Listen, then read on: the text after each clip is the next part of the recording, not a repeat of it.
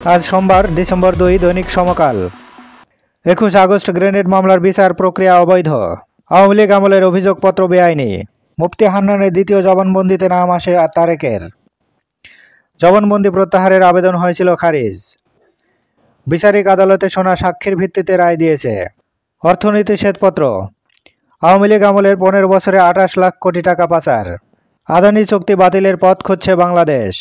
এই শ্বেতপত্র একটি ঐতিহাসিক দলিল, বললেন ডক্টর ইউনূস।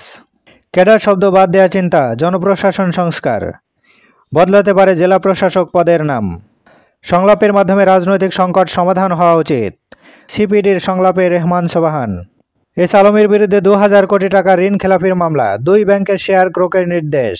কাজী ক্যাসল ঘিরে সিলেটে কৌতূহল, আওয়ামী লীগের অনেকে বাড়িটিতে অবস্থানের পর ভারতে পালিয়েছেন বলে অভিযোগ।